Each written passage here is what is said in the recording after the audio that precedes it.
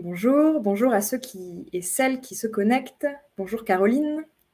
On va attendre quelques petites minutes supplémentaires du temps que tout le monde puisse nous rejoindre et puis on va commencer.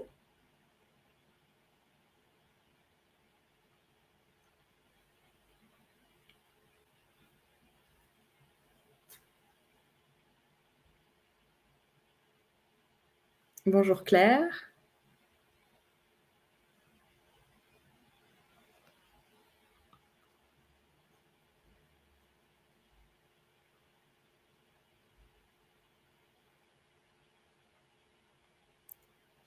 Bonjour Oscar.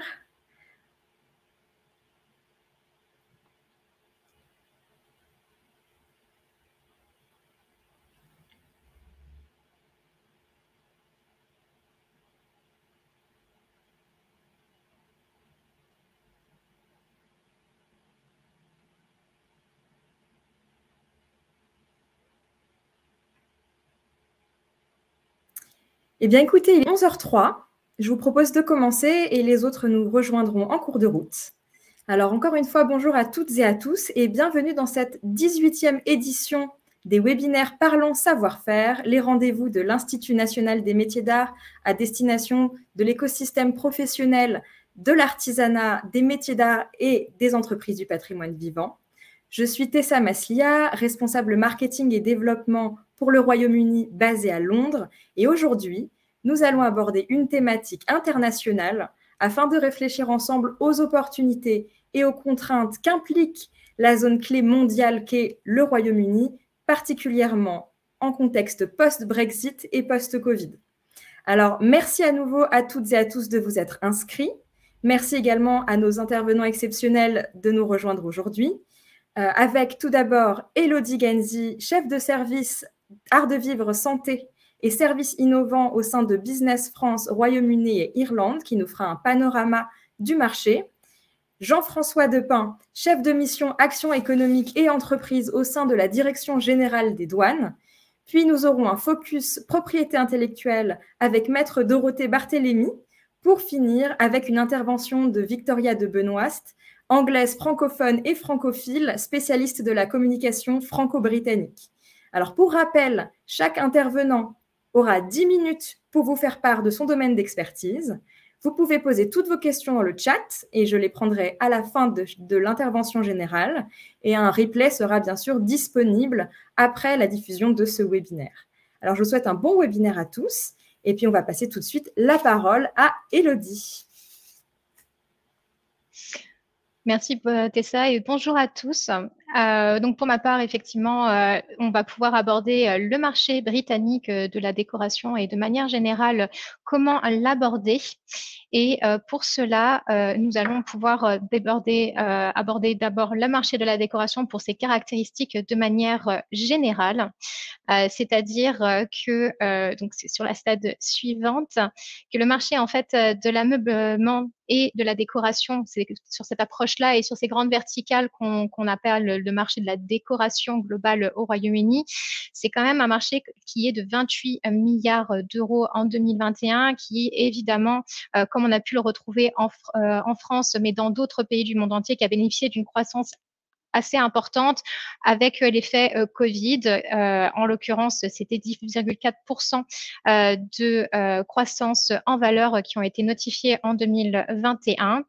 Les perspectives de croissance sont en tout cas plutôt bonnes sur les prochaines 5 années avec une moyenne annuelle de 4,2%, ce qui veut dire que finalement on renoue avec une croissance qui était proche de celle que nous avions pré-Covid. Donc, on revient sur une stabilité qui était connue auparavant et donc des perspectives d'opportunités qui renouent avec voilà un peu la réalité du marché qu'on avait connu pré-Covid. Donc, plutôt opportun. Et il faut savoir que on est sur un marché de décoration qui est un des plus grands d'Europe et aussi au niveau mondial. C'est une place internationale pour ce qui est de la décoration. Quand on parle de décoration, c'est la petite mais aussi la plus grosse. Donc, finalement, tous les savoir-faire sont représentés, tout type de positionnement prix également. Et qui dit gros marché, dit forcément marché mature et fortement concurrentiel. On a une offre qui va être de l'artisanat, mais aussi une offre un peu plus large qui va être locale, bien évidemment, mais aussi une offre internationale qui va être très riche et diversifiée. Il faut savoir que les produits d'ameublement, mais aussi de décoration au sens large, bien à nouveau, sont majoritairement représentés et distribués au sein du retail. C'est à peu près 70% des canaux, du canal de distribution qui sont effectivement dans la partie on va dire retail en physique. Donc, ça va être toutes les enseignes spécialisées qu'on peut avoir dans l'univers lifestyle ou décoration, mais c'est aussi tous les indépendants et enseignes de grande distribution. Mais il y a un acteur qu'il faut surtout pas oublier au Royaume-Uni, c'est le e-commerce, parce que on est sur le premier marché européen en termes e-commerce et le troisième mondial. Donc, on est vraiment sur des consommateurs qui sont des early adopters en termes de voilà d'achat en ligne. Par conséquent, c'est très important de pouvoir envisager le marché britannique à la fois sur son canal online, mais aussi sur le canal qui va être physique. Pour aller très rapidement sur la partie des tendances, voilà, de manière générale, on peut voir qu'il y a eu un boom des dépenses qui ont été opérées dans la période Covid, mais qui se retrouvent finalement dans énormément de pays dans l'Ouest européen, avec effectivement des dépenses en termes voilà, de rénovation d'intérieur qui ont bénéficié à l'ameublement et à l'aménagement, mais aussi de tout ce qui était les extérieurs qui ont été majoritairement aussi, en tout cas, investis pour différentes mesures. Hein. Ne pouvant pas partir à l'étranger, voilà, ils ont bénéficié des extérieurs et il faut dire qu'on avait un temps particulièrement ensoleillé la première année de Covid. Donc forcément, ça a stimulé cette tendance sur la partie de l'outdoor. Mais voilà, des opportunités qui se sont retrouvées dans les deux catégories, indoor et outdoor, qui, pour le coup, on va dire, voilà, persiste sur les prochaines années. On peut le voir avec voilà, les perspectives de croissance et également le fait qu'il y a des nouvelles normalités qui se sont instaurées dans le quotidien des Britanniques, à savoir voilà, le télétravail qui est une norme désormais répandue de part et d'autre. Donc, du moment que les Britanniques ont changé leurs habitudes de consommation, et ça passe aussi notamment dans tout ce qui va être, voilà, les Britanniques réinvestissent par exemple leur cuisine, chose qui n'était pas le cas avant, des opportunités qui peuvent exister sur ces parties, voilà, au niveau de la décoration et aussi de l'ameublement et des accessoires qui peuvent être intérieurs, outdoor, dans les différentes catégories. Néanmoins, il y a un point de vigilance qui est arrivé sur ces derniers mois au niveau inflationniste, avec voilà, un taux d'inflation à 2 chiffres qui est arrivé dans le pays, qui forcément impacte les ménages et qui doivent effectuer des choix dans leur poste de dépenses au quotidien. Et ça se retrouve un peu aussi dans les tendances que l'on a au niveau des tranches d'âge. C'est-à-dire que les 25-35 ans vont plutôt finalement rechercher des produits de bon rapport qualité-prix, mais ils vont pouvoir aussi investir des pièces d'exception.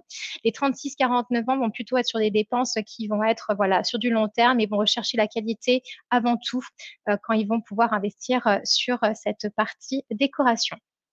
Donc là, c'est vraiment sur une approche marché global, mais sur la partie prescription, qui est finalement comment approcher le marché qui est des services de décoration d'intérieur. Et c'est là effectivement où tous les savoir-faire, on parle de pouvoir approcher le marché de manière mode projet. On essaie dans ce cas-là, on parle de voilà de pouvoir répondre à une commande, à un brief d'architecte d'intérieur, de décorateur et de pouvoir se positionner par rapport à cette offre. Et pour le coup, le Royaume-Uni et surtout Londres, on est vraiment sur un marché qui est très dynamique, mais qui est exigeant et forcément qui est source d'opportunités pour nos savoir-faire français.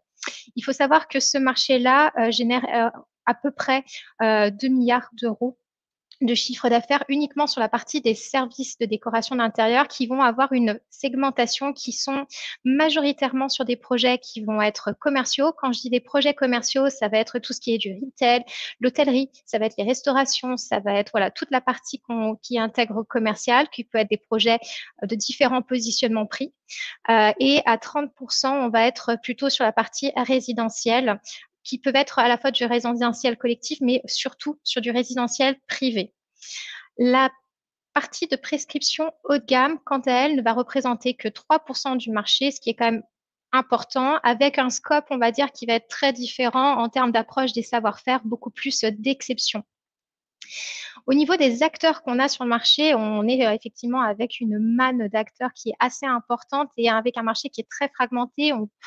Concrètement, c'est à peu près environ 7000 acteurs qui sont représentés avec une fragmentation où l'acteur le plus important n'a que 2% de part de marché. Donc, évidemment, il y a finalement des services de décoration d'intérieur qui s'adressent à tout budget, à tout type de projet et par conséquent des places à saisir en fonction de votre positionnement et de vos savoir-faire auprès de chacun.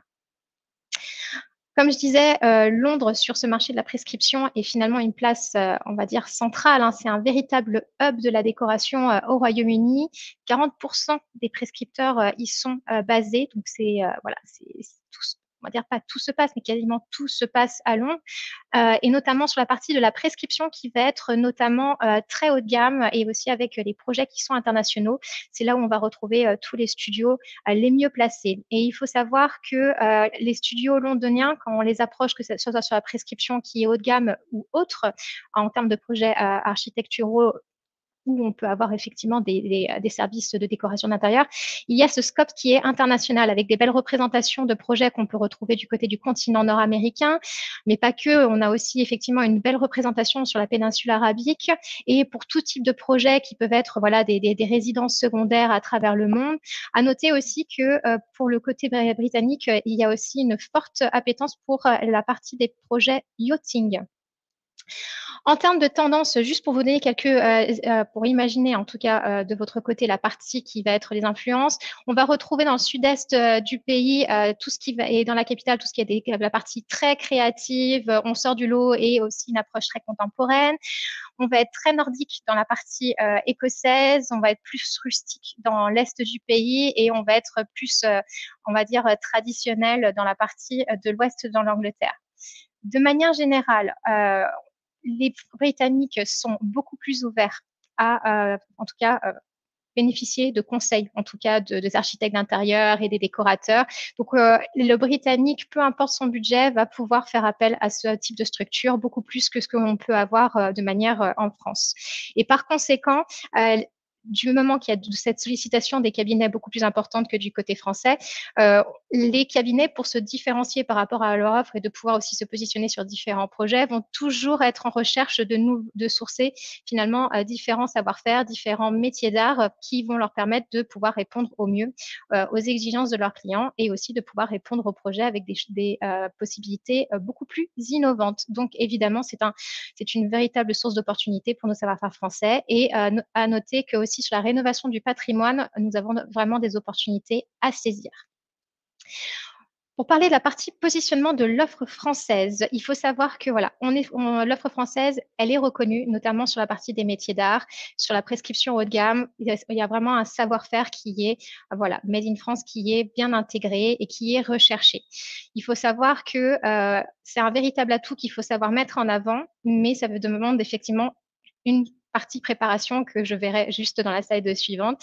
Mais voilà, il faut savoir que l'offre française est reconnue, que voilà, il y a cette recherche en tout cas de l'héritage qui est connu côté de notre territoire. Et il y a aussi cette recherche qui aussi match finalement avec nos savoir-faire, c'est-à-dire de produits durables et de bonne qualité, à savoir que tout ce qui est les critères environnementaux et RSE sont aussi des enjeux centraux que nous avons du côté britannique. Et enfin, juste pour vous donner un peu cette to-do list qu'il faut garder en tête avant de pouvoir approcher le marché britannique, il faut savoir que la communication est un must au Royaume-Uni et c'est quelque chose que nous aborderons à la fin effectivement de ce webinaire. Il faut bien évidemment, pour pouvoir venir au Royaume-Uni, parler anglais. Je sais que c'est le b.a.-ba pour partir à l'export, mais voilà, il faut voir le noter. Avoir des supports de communication adaptés dans un anglais britannique. Attention, les Britanniques qui seront un petit peu sensibles à l'anglais américanisé. Et aussi avoir une stratégie de communication et marketing qui est voilà, adaptée aux anglophones. Il faut parler leur discours et il faut que vous présentez vos réalisations, en tout cas pour que ça soit compris de leur part. Qui dit marché mature et concurrentiel dit qu'effectivement, c'est important de connaître son marché et de savoir finalement l'expliquer, de pouvoir dire son histoire. Donc, c'est important de pouvoir faire toute la partie connaissance marché de votre concurrence locale, internationale pour pouvoir identifier ce qu'on appelle les USP, les Unique Selling Points, qui seront vos éléments déterminants. Est-ce que c'est le prix? Est-ce que c'est la production? Est-ce que c'est effectivement l'héritage qu'il y a derrière? Donc, c'est tout ça qui permettront de construire votre storytelling. Et aussi, finalement, de pouvoir mettre en avant quelle est votre histoire, celle de votre savoir-faire. Quels sont les hommes et les femmes qui sont derrière, finalement, et à la manœuvre? C'est tout ça qui permettra d'enrichir, finalement, les savoir-faire que vous poussez sur ce marché. L'elevator pitch, indispensable côté britannique, savoir pitcher, on va dire, en France, on se donne 20 minutes, au Royaume-Uni, c'est les 5 premières minutes qui sont impactantes. Donc, il faut savoir dire l'essentiel de son savoir-faire sur les 5 premières minutes et tout de suite être en capacité de pouvoir dire ce que vous pouvez apporter au projet et qu'est-ce que vous allez aussi apporter avec votre savoir-faire finalement à l'offre de la prescription ou de l'enseigne que vous souhaitez approcher. Donc ça, c'est vraiment sur la partie communication, mais de manière vraiment très opérationnelle. Il faut pouvoir aussi, dans un contexte post-Brexit, pouvoir se préparer aux changements qui peuvent être liés et par rapport aux savoir-faire qui sont représentés, il peut y avoir différentes réglementations aux normes qui peuvent être en tout cas impliquées. Et ces éléments-là, notamment en termes douaniers, pourront être couverts par Jean-François Despins par la suite, qui sera juste après moi. Et également de pouvoir avoir bien sûr une personne qui est dédiée à l'export au sein de votre entreprise. C'est très important. La partie créative prend beaucoup de temps, la partie production prend beaucoup de temps, la partie qui est dédiée à l'export et notamment au Royaume-Uni, et il faut faire un suivi rigoureux et effectivement il faut avoir la possibilité de dégager du temps pour ça. Donc c'est important d'avoir quelqu'un qui soit dédié à cette partie-là. Et de manière générale, pour réussir sur le long terme au Royaume-Uni, c'est un investissement financier, en termes marketing et en termes de ressources que vous allez pouvoir mettre en place, humain et surtout marketing, parce qu'on est sur un marché essentiellement marketing. Donc voilà pour la partie aborder le marché britannique de la décoration et de la prescription au sens large. Pour tout ce qui est question à ce moment-là, on se référera à la fin, comme l'a indiqué Tessa, pour pouvoir répondre. Donc, n'hésitez pas à les poser dans le chat. Et pour ma part, mes coordonnées sont indiquées. Donc, n'hésitez pas à nous contacter, le cas échéant, si vous avez des questions sur le marché britannique. Merci beaucoup, Élodie, pour cette présentation très riche et ces éléments importants pour comprendre le marché. Jean-François, la parole est à vous. Vous avez 10 minutes pour tenter de nous résumer des informations clés sur les informations douanières post-Brexit dans cette zone. Très bien. Bonjour à tous. Donc, Jean-François Despins, Direction générale des douanes. On va parler Brexit. C'est un sujet qui nous anime, nous, la douane, depuis maintenant quelques années. Et il y a des points de vigilance à avoir pour les entreprises qui commercent avec le Royaume-Uni. Tout d'abord, quelques petits éléments historiques. On se remet un peu dans le contexte. Et le Royaume-Uni intègre ce qu'on appelait à l'époque la Communauté économique européenne en 1973. Et en 1973, on a une union douanière. Une union douanière, ça veut dire quoi? Ça veut dire qu'on a toujours une déclaration en douane pour les échanges entre les États de l'Union, enfin de la CE, donc entre la France et le Royaume-Uni. Par contre, on n'a plus de droits de douane et on a un tarif extérieur commun. En gros, on paye les mêmes droits de douane pour un bien tiers, qu'il soit exporté vers la France, vers le Royaume-Uni ou vers l'Italie. Voilà, ça c'est le premier point. Première étape, donc 1973. Deuxième étape, c'est 86. En 86, on se rend compte que l'union douanière ne va pas assez loin. Et donc, on veut favoriser, promouvoir la libre circulation des biens, des personnes et des services au sein de l'Europe.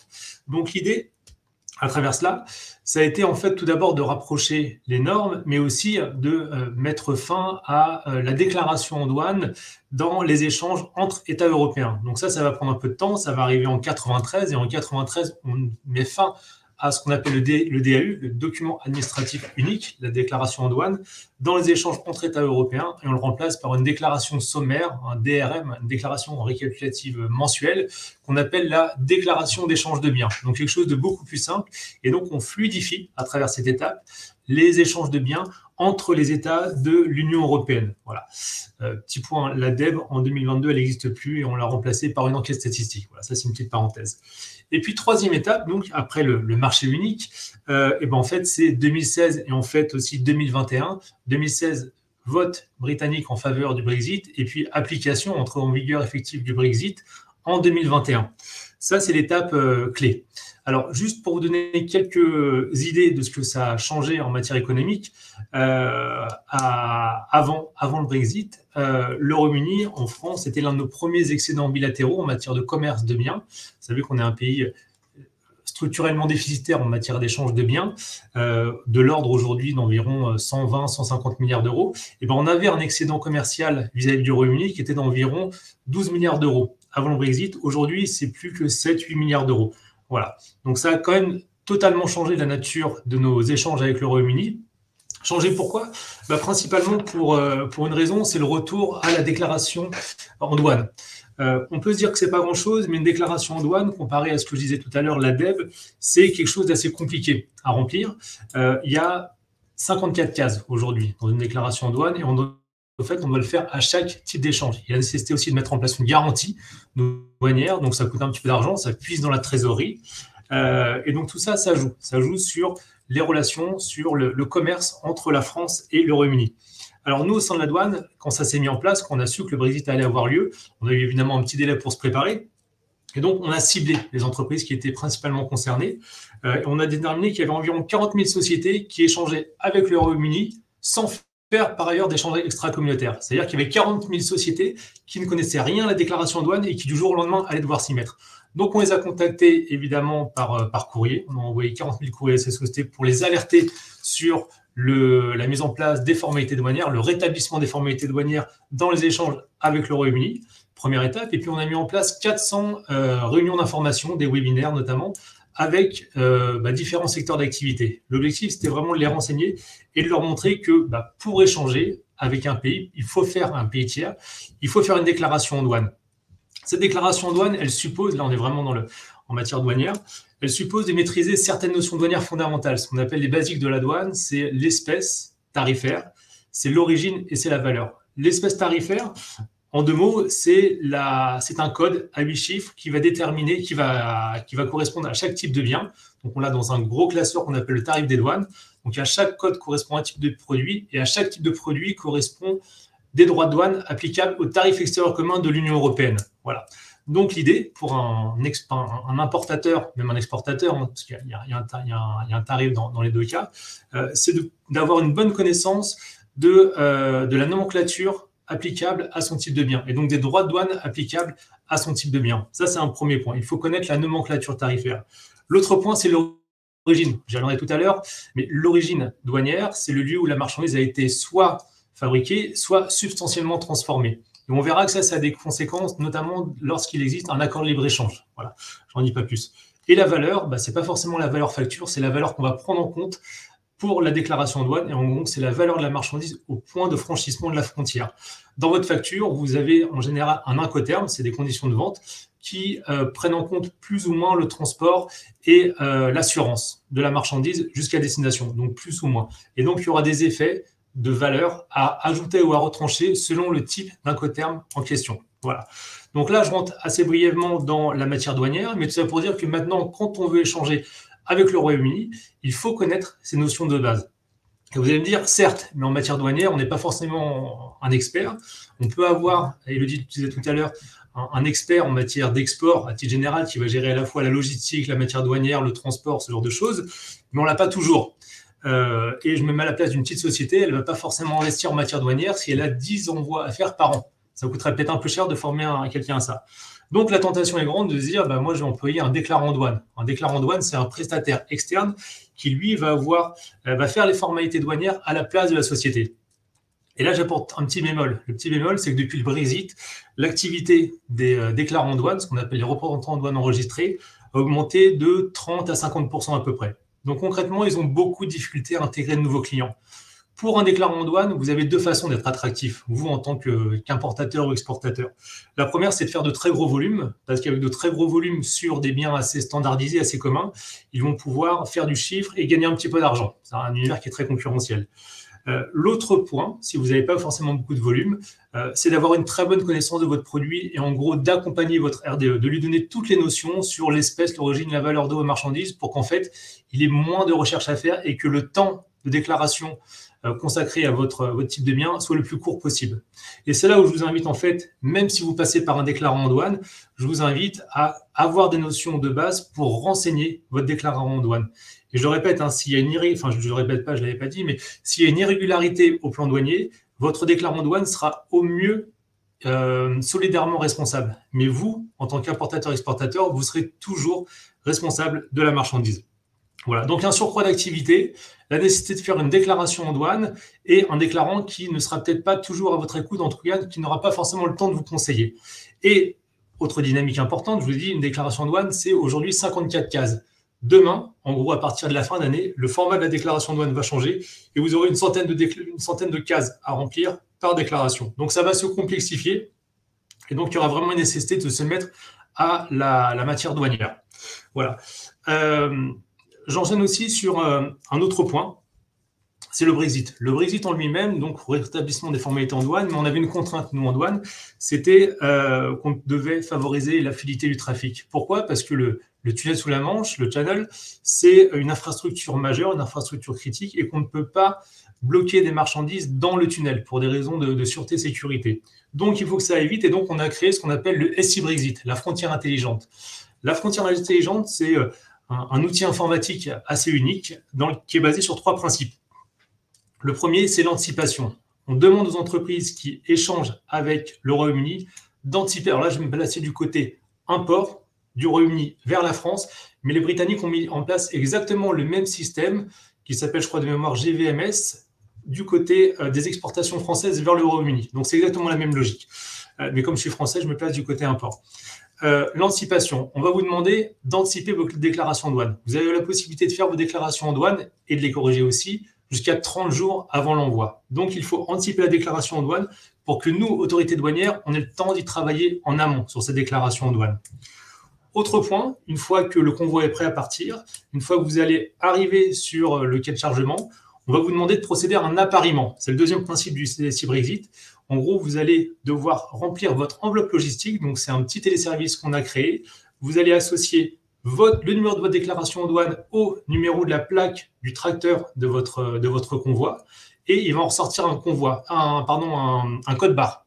Ce code barre, il est très utile. Pourquoi ? Parce qu'en gros, quand vous arrivez sur la plateforme logistique, il y a un opérateur qui va scanner ce code barre. Et à partir de ce moment-là, on saura que votre marchandise est associée à ce moyen de transport. Ça, c'est très utile. Pourquoi ? Parce qu'ensuite, durant le transport, qui est d'environ 45 minutes si vous passez par le channel ou 2 heures si vous passez par un ferry, nous, autorités douanières, on aura reçu votre déclaration en douane anticipée et donc on va l'analyser. Et en fonction de la sensibilité de la marchandise, des éventuelles normes qu'il y aura à contrôler, parce qu'il y a des contrôles de normes aussi du fait du Brexit, on pourra éventuellement diligenter un contrôle. Et donc ça, ce temps de réflexion sur un contrôle ou non, il va avoir lieu pendant le temps de la traversée. Et à l'arrivée, parce qu'on aura fait l'appariement entre la déclaration douane et le moyen de transport, on sera en mesure de dire au moyen de transport qu'il doit aller sur telle zone pour avoir un contrôle. Ça, c'est la 3e étape, ça s'appelle l'aiguillage. L'aiguillage pour un contrôle physique. Donc 3 étapes. On anticipe la déclaration en douane. Ensuite, on fait un appariement de la déclaration en douane avec le moyen de transport. Déclaration en douane qui est, analysée pendant le temps de transport. Et ensuite, on fait l'aiguillage, c'est-à-dire qu'on vous met en circuit vert ou circuit orange. Circuit orange, ça veut dire on fait des contrôles. Juste pour être assez clair, les contrôles, ils auront lieu principalement à l'arrivée quand c'est des marchandises soumises à normes sanitaires, phytosanitaires, mais dans le domaine du textile, j'imagine qu'il y a aussi des normes. Ça, c'est des choses qu'on fait directement à l'arrivée. Si c'est sur des notions douanières, par exemple un glissement tarifaire, une chose qui est mal déclarée avec des effets fiscaux, en général, le contrôle, on le fait plus tard. On le fait quand la marchandise est déjà arrivée dans l'entreprise. Voilà, l'objectif, c'est de ne pas non plus avoir de contraintes sur nos quais de contrôle. Voilà. Et puis, dernière partie, parce que je pense qu'il me reste plus de temps que ça, peut-être 2-3 minutes. Je vais en profiter pour parler de l'accord de libre-échange qui a été mis en place entre l'UE et le Royaume-Uni. Je vous ai dit qu'il y avait donc des normes qui étaient parfois différentes entre l'UE et le Royaume-Uni, qu'il y avait une déclaration en douane à produire. Par contre, vous n'aurez pas de droit de douane imposé d'un côté comme de l'autre. Petite précision tout de même, il faut pour cela que vos biens soient d'origine communautaire d'un côté ou d'origine britannique. Voilà. Mais ce n'est pas parce que vous exportez des biens vers le Royaume-Uni que forcément ils auront l'origine communautaire. Peut-être que vos biens, ils auront été transformés dans l'Union européenne, mais qu'ils auront une part qui sera extra-communautaire, qui viendra de Chine et qui sera intégrée dans votre bien. Donc, il faut vraiment regarder dans l'accord de libre-échange, dans les annexes à l'accord de libre-échange, pour votre type de marchandise, donc on s'intéresse à la nomenclature douanière, quelle est la transformation substantielle qui est acceptée pour conférer l'origine communautaire à vos biens. Voilà. Et si l'origine communautaire de vos biens est conférée, vous pourrez exporter vos biens vers le Royaume-Uni sans droit de douane arrivé côté Royaume-Uni. Voilà. Si vous avez un doute sur l'origine, si vous pensez que vous n'avez pas forcément bien déterminé l'origine de vos biens, vous pouvez demander un renseignement contraignant sur l'origine à l'administration des douanes. Et donc, ce renseignement contraignant sur l'origine engage la douane et dit on a analysé un peu votre process et on garantit à l'autorité douanière d'arrivée, donc britannique, que vos biens, sont bien d'origine communautaire. Voilà. Et puis, juste un dernier point, parce que j'ai entendu tout à l'heure qu'on parlait du Made in France et qu'en gros, le Made in France était très prisé par les clients britanniques. La douane, par l'intermédiaire d'un service qui s'appelle le SOMIF, Service sur l'origine et le Made in France, délivre un certificat d'origine sur le Made in France. Donc, ça n'a pas une valeur contractuelle. Ça a juste une valeur, ça n'a même pas de valeur légale, en fait. Ça certifie simplement qu'aux yeux de la douane française, votre bien répond bien aux normes du fabriqué en France. Voilà. Et juste pour info, le service qui s'occupe à la fois de délivrer les renseignements contraignants sur l'origine et les certificats d'origine sur le Made in France, c'est le même. C'est un service qui a été créé il y a 6-8 mois et qui est installé à Clermont-Ferrand. Voilà, j'en ai fini. J'espère que je n'ai pas été trop long. Merci beaucoup, Jean-François. C'était pile poil dans les temps. Merci pour cet éclairage très concret qui nous permet d'avoir des éléments quand on se projette dans cette zone. Sans plus attendre, Maître, la parole est à vous. Bonjour Tessa, bonjour à tous. Bienvenue dans ce webinaire. On va aborder les questions de protection des droits de propriété intellectuelle à la suite de la sortie du Royaume-Uni. Est-ce qu'on peut diffuser, voilà, alors peut-être le premier slide avec 2 points de repère, enfin le second, pardon, la date de retrait du Royaume-Uni de l'Union européenne qui était donc le 31 janvier 2020 et la période transitoire qui va nous intéresser pour la protection des droits de propriété industrielle déposés au niveau européen, période transitoire qui s'achève qui s'est achevé le 31 décembre 2020 et dont découlent des nouvelles règles en matière de dépôt et de protection d'un certain nombre de droits, mais pas que, puisqu'on a les textes de référence qu'on va voir dans le 3e slide et qui permettent d'établir une certaine réciprocité en matière de protection au-delà de l'aspect des dépôts, avec en premier lieu l'accord de commerce et de coopération, le protocole qui concerne l'Irlande, la loi de mise en œuvre de l'accord de commerce, qui va nous intéresser dans les slides qui vont suivre, les règles et procédures douanières et fiscales qui ont été rappelées par Jean-François pour l'aspect douanier, et les normes techniques applicables aux produits exportés vers le Royaume-Uni, dont il a parlé également.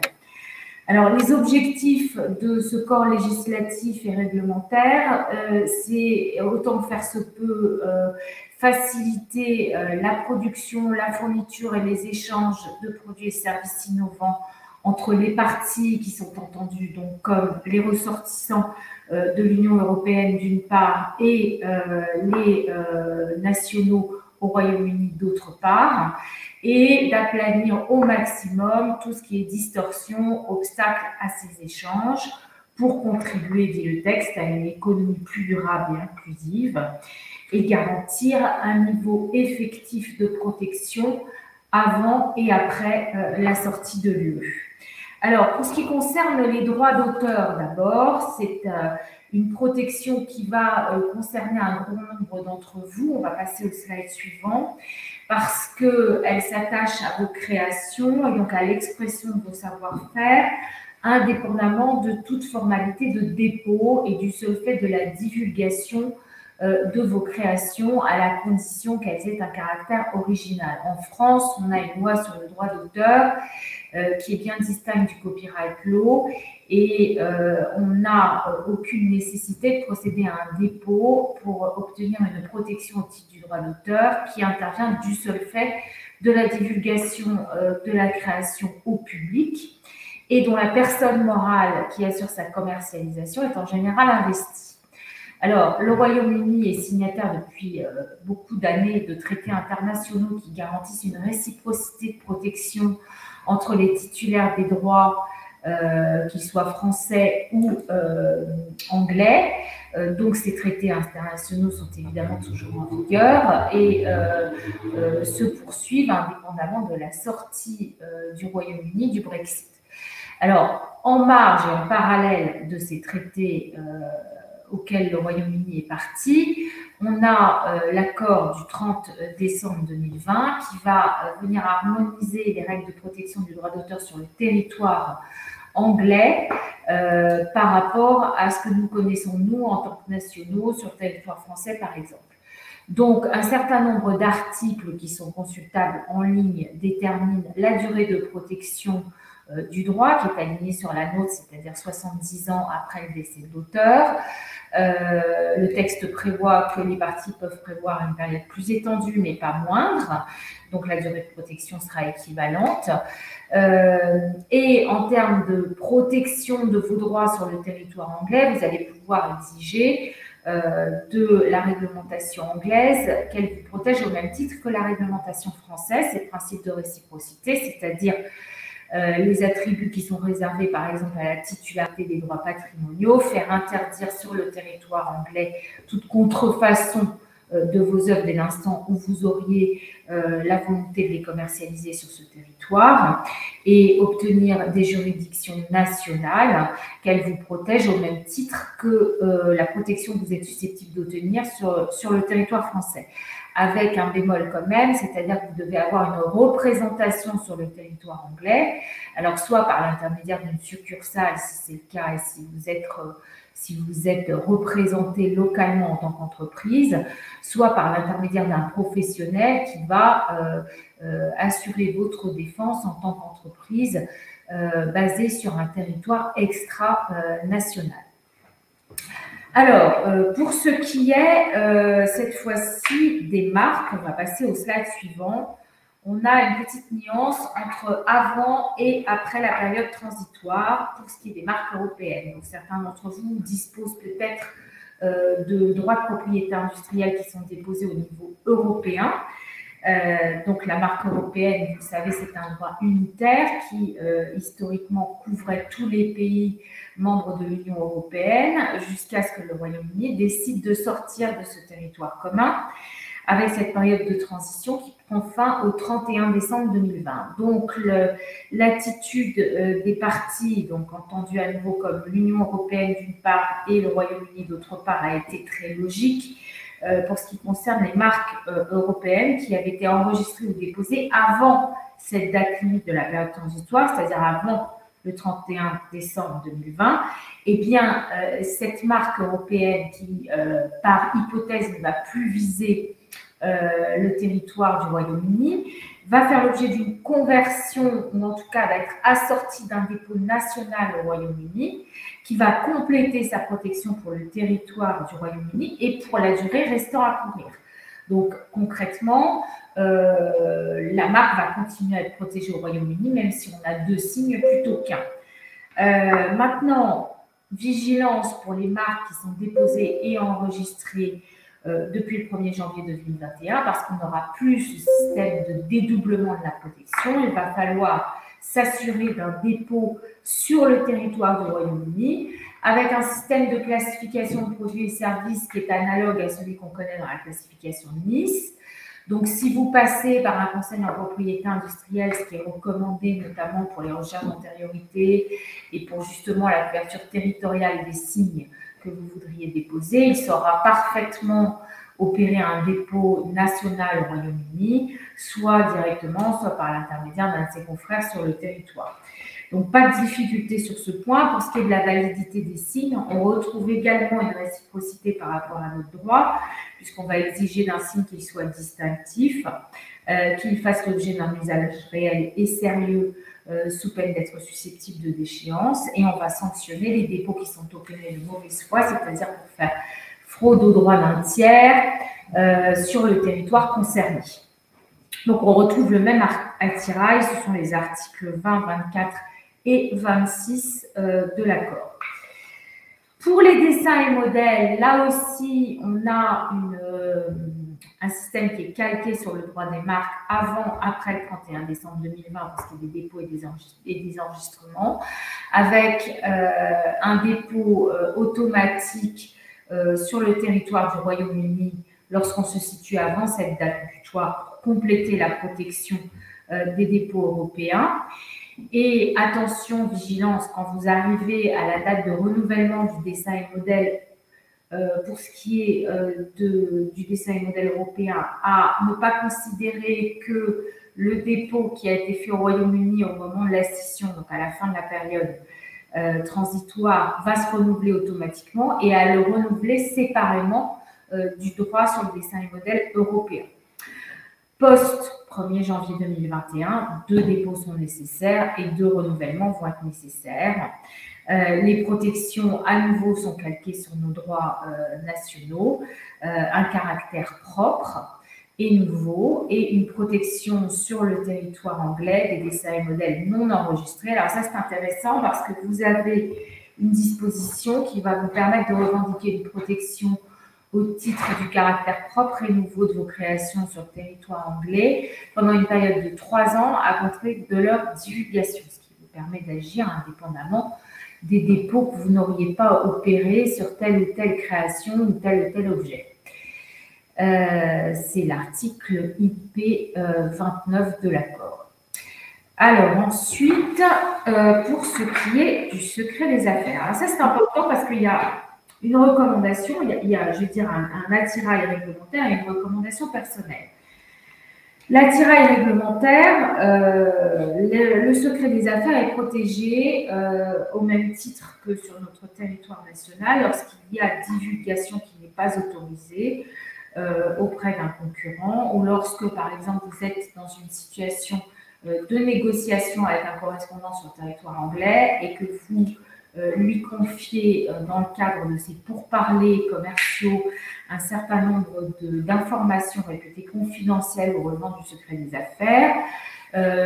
L'accord n'est pas signé in fine, vous rompez les discussions ou les négociations, vous pouvez très bien agir à l'encontre de ces textes futurs partenaires sur le fondement de la violation du secret des affaires.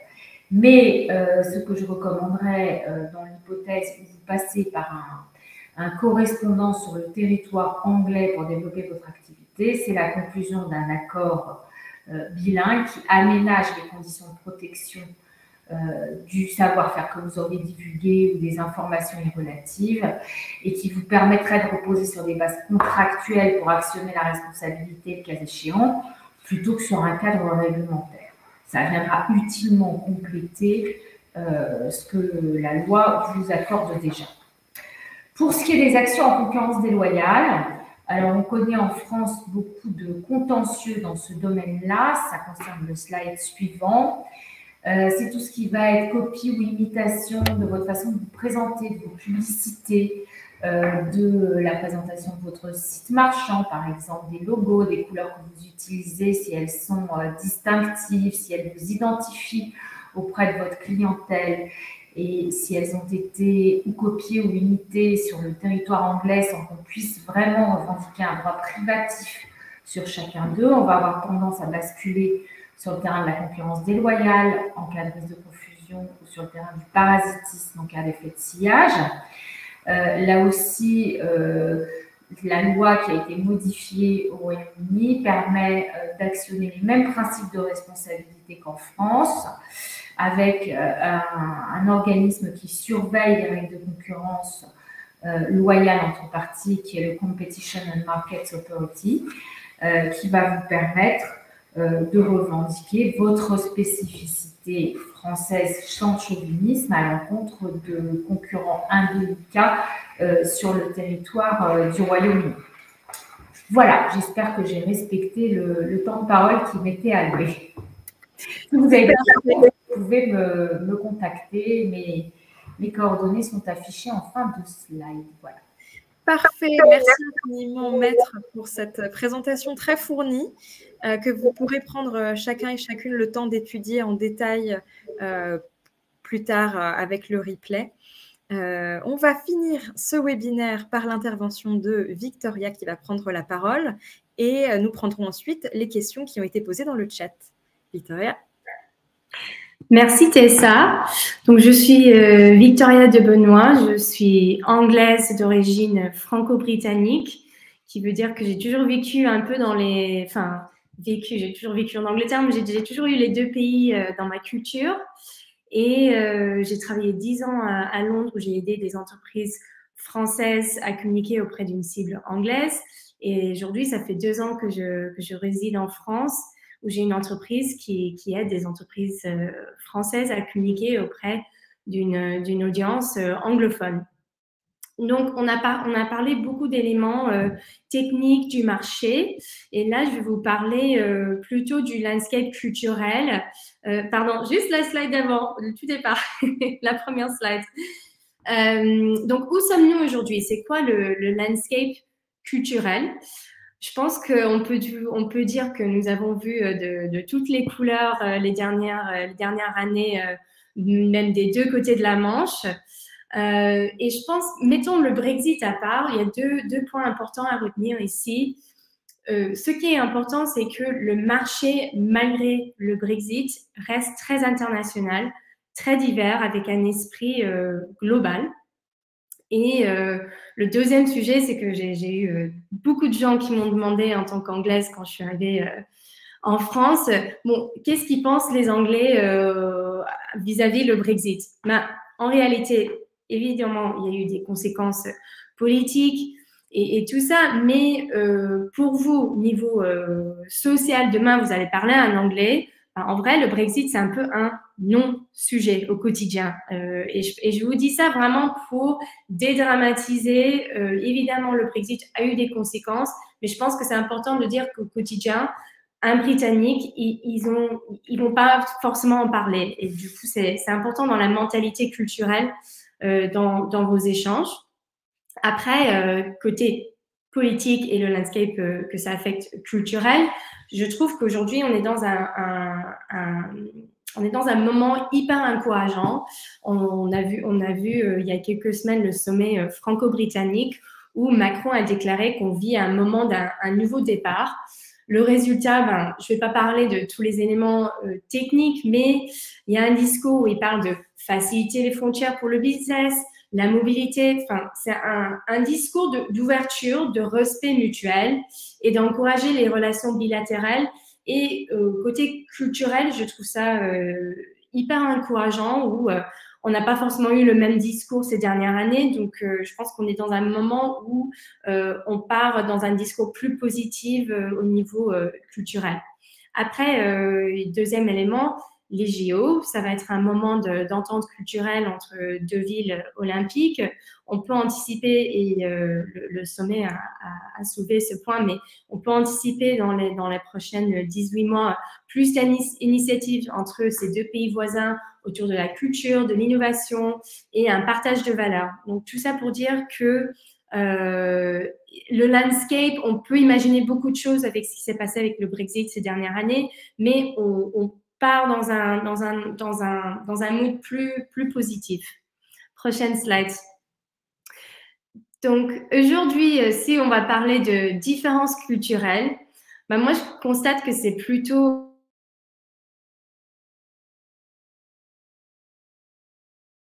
quand on comprend cette dynamique, on peut mieux le maîtriser à notre avantage et du coup, il y a beaucoup d'opportunités. J'ai créé cette image pour résumer ceci. Prochaine slide. Nous avons deux canaux. D'un côté, nous avons deux pays qui fonctionnent, c'est une réalité, très différemment parfois au niveau du fonctionnement quotidien. Il faut en être conscient. Mais d'un autre côté, en parallèle, il y a un deuxième canal qui représente le fait que les Britanniques, je ne parle pas pour les Français, mais pour les Britanniques, ils continuent à avoir un énorme coup de cœur, une affection pour la française et la culture française. Je vais en parler en plus de détails après, mais c'est important de garder ces deux canaux en tête, que oui, c'est des contradictions, mais en même temps, ils fonctionnent en parallèle. L'un n'empêche pas l'autre. Et du coup, pour parler plus concrètement des différences, prochaine slide. Je vais citer une écrivaine américaine qui est basée à Paris. Elle s'appelle Erin Meyer. Elle a écrit un livre qui s'appelle The Culture Map, qui regarde plein de différences autour de plein de différences culturelles et comment l'historique de ces pays affecte ça. C'est très intéressant. Et elle parle du fait que le Royaume-Uni, comme beaucoup de cultures anglo-saxonnes, est ce qu'on appelle une culture applications first. Concrètement, ce que ça veut dire au business, c'est qu'un Britannique, je parle très différemment, très généralement ici, mais ils vont plutôt se concentrer sur le comment avant le pourquoi. Elodie a parlé un peu de ça plus tôt. Elle disait le elevator pitch, c'est très rapide. Ben, en fait, pour aller encore plus loin, ils sont concentrés plutôt sur le résultat au lieu de réfléchir à la méthodologie, le raisonnement, où la France est plutôt dans cette culture de ce qu'ils appellent principles first, où on parle beaucoup plus de le raisonnement derrière ça. Du coup, c'est juste quelque chose à garder en tête, que c'est une différence que au Royaume-Uni, dans un elevator pitch, on va aller très vite, et aussi on va plutôt parler du comment, du résultat, au lieu de comment faire la méthodologie et tout ça. Autre point en termes de différence, c'est d'une manière générale et en termes de business, ils sont moins formels au Royaume-Uni. Du coup, côté langue, le tutoiement, le vouvoiement, ça n'existe pas, mais également, ils sont moins formels. On va tout de suite parler sur un prénom, on va pas dire monsieur, madame. Ça, c'est très différent comparé aux États-Unis où on va dire sir, ma'am pour les premiers discours, mais d'une manière générale, moins formel. On va demander tout de suite I hope you're well, comment on y va, tout ça. C'est des éléments moins formels au niveau du business et au quotidien. Et après, en termes de tonalité, surtout en communication, les Britanniques, ils favorisent une approche qui paraissent très modeste, moins exagérée. C'est juste une perception, c'est pas pour dire qu'ils sont plus modestes ou pas, mais c'est juste que c'est une approche plus modeste comparée aux États-Unis qui ont peut-être une communication où il y a plus d'ampleur, plus de ce qui paraissent plus exagéré comparé à ce qu'un Anglais peut dire. J'utilise un exemple. Quand j'ai quitté le Royaume-Uni, j'entendais beaucoup le mot « excellent » dans la communication de quotidien. Je trouve ça super. Il y a plein de choses excellentes, mais pour moi, en tant qu'Anglaise, il y avait vraiment un truc culturel. Je me disais, mais en fait, le mot « excellent » n'est pas utilisé au quotidien. Le mot « excellent » est utilisé en Angleterre pour un truc qui est vraiment exceptionnel. Et du coup, c'est des petits exemples de comment en la communication, l'utilisation du langage, c'est un langage qui favorise un langage plus modeste et du coup, comme je dis, moins exagéré. Côté opportunité, prochaine slide. Du coup, comme j'ai évoqué plus tôt, les Anglais continuent à avoir, malgré tout, un grand coup de cœur pour la France et la culture française. Je pense que pour les Français, ça paraît un cliché énorme, mais c'est vrai. Un Anglais reste toujours autant épaté et curieux par la beauté de la vie française, que ça soit la mode, l'alimentation, une boulangerie. Je vous dis ça parce que vous êtes artisan. Il y a rien de plus kiffant pour un Anglais qu'une boulangerie, que les petits détails du Haussmannien. Moi, étant anglaise, quand je suis arrivée à Paris, j'ai passé tout mon temps juste à être émerveillée devant les portes. Je regardais toutes les portes. Et je dis ça parce que c'est un vrai témoignage que je trouve que c'est pas un cliché. Les Anglais continuent à adorer beaucoup d'éléments de la culture française, de l'artisanat français. Comme Elodie a évoqué, c'est la Made in France. C'est encore une marque de valeur sûre. Et au-delà de ça, il faut, quand vous allez sur les réseaux sociaux, sur les médias un peu populaires anglophones, vous allez voir le mot French attaché à beaucoup d'articles populaires. Regardez French girl hair, French girl body, French apartment of dreams, French food, ça reste encore une marque de qualité et qui reste très qualitative vis-à-vis les Britanniques. Et voilà, vous avez effectivement, je pense, vu la série Emily in Paris. c'est vrai, c'est un exemple parfait de voir comment les anglophones, pas que les Britanniques mais les Américains, ils adorent, ils ont une curiosité pour certains éléments de la culture française. Et du coup, dernier petit point, prochaine slide. N'oubliez pas, donc, dernière petite astuce, surtout en communication, comme dans tous les pays, il y a beaucoup d'artisans anglais, ils sont très fiers, comme tout le monde. Tout ce qui est made locally, c'est dans beaucoup de pays, ça reste très populaire. Ça ne veut pas dire qu'ils sont fermés à l'export, mais ça reste quand même quelque chose qu'il faut garder en tête. J'ai évoqué du fait qu'ils sont une communication très modeste. Enfin, ils ont une approche très humble. Vous avez peut-être entendu du British politeness. Ils sont très polis et humbles dans cette manière d'être. Côté plus tactique, Elodie a évoqué aussi, donc un bon site en anglais, un anglais britannique. Il n'y a rien de pire pour des Britanniques qu'un anglais américain, même si voilà, on adore les États-Unis. Des réseaux sociaux bien nourris, effectivement en anglais aussi, parce que il y a malheureusement moins de Français qui parlent, moins d'Anglais qui parlent français. J'évoque aussi l'importance d'avoir une native, si possible, dans votre équipe qui peut vous aider.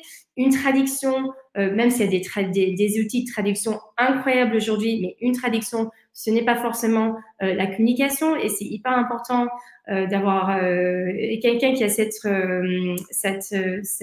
culture des mots qui marche au Royaume-Uni et dans d'autres pays anglophones. Londres, ça reste le hub du centre commercial et business et créatif, mais il faut garder en tête qu'il y a quand même des grandes différences culturelles entre les régions, entre le nord et le sud très généralement, mais aussi vous allez partir 1 heure en dehors de Londres, comme en France, et c'est très différent. Il y a d'autres mentalités. Et enfin, donc en communication, je parle très généralement. Je vais dire, si vous ciblez une audience française, privilégiez ce que j'aime dire, les hearts over minds. Comme j'ai dit, il y a beaucoup de différences culturelles, mais les Anglais, ils adorent la France aussi niveau culturel. Donc, il faut vraiment cibler l'émotionnel et il faut rêver parce qu'il y a beaucoup de choses qui font rêver. Donc voilà, j'espère que j'ai resté dans les temps, Tessa.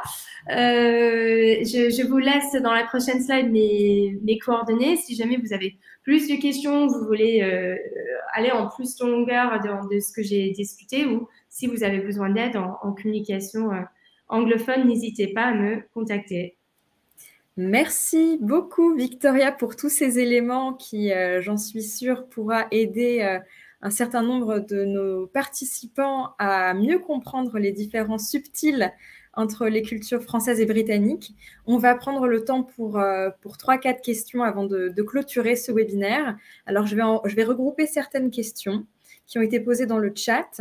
Je pense que la première va être peut-être plutôt pour Elodie, mais sentez-vous libre de rebondir chacun et chacune d'entre vous.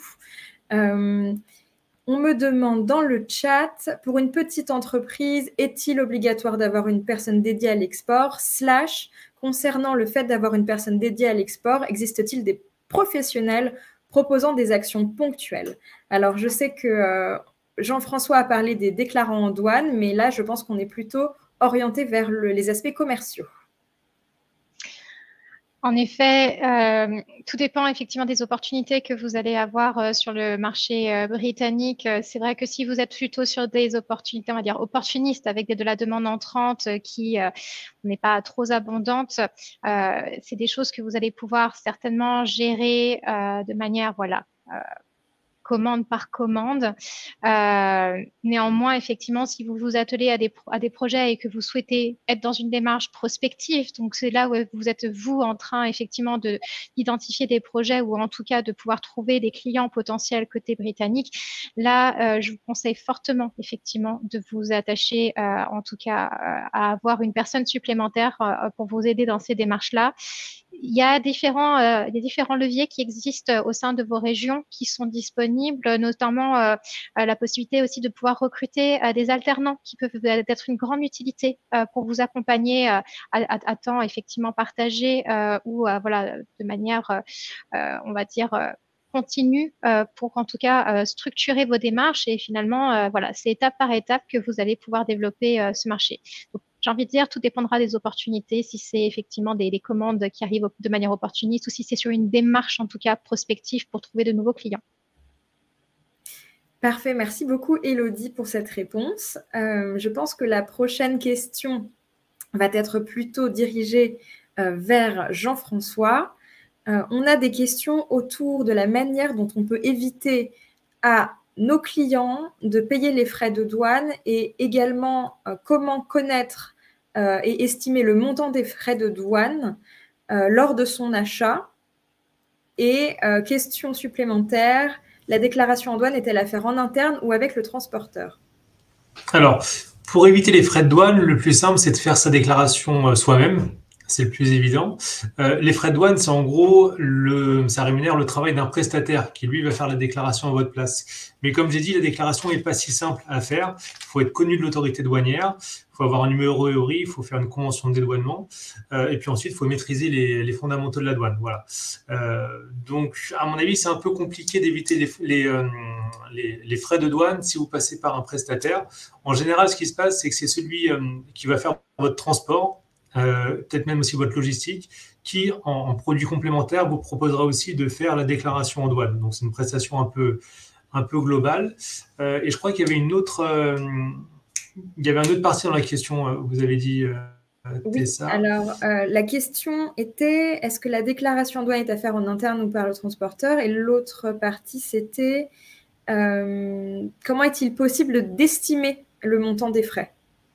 Alors, on a au sein de la douane, alors moi je parle pour la partie import, mais j'imagine que les autorités britanniques ont un outil un peu similaire. On délivre ce qu'on appelle un avis sur la valeur en douane. Donc en gros, vous êtes un importateur, vous souhaitez connaître le montant des droits de douane qui vont être applicables, et donc vous déterminez votre valeur en douane, parce que c'est sur la base de la valeur en douane qui, comme j'ai dit tout à l'heure, peut être différente de la valeur facture, et bien que vont être calculés les droits et taxes. Et donc, vous allez présenter vos méthodes de calcul à l'autorité douanière. Et donc, on va délivrer un avis sur la valeur en douane. Et cet avis, alors, il n'est pas aussi contraignant que ce que je présentais tout à l'heure, un renseignement contraignant sur l'origine, mais normalement, il doit bien vous aiguiller sur les droits de douane que vous aurez à payer. Voilà, c'est l'avis sur la valeur en douane. Parfait. Merci beaucoup pour cette réponse, Jean-François. La prochaine question est peut-être plutôt dirigée vers Maître Barthélémy.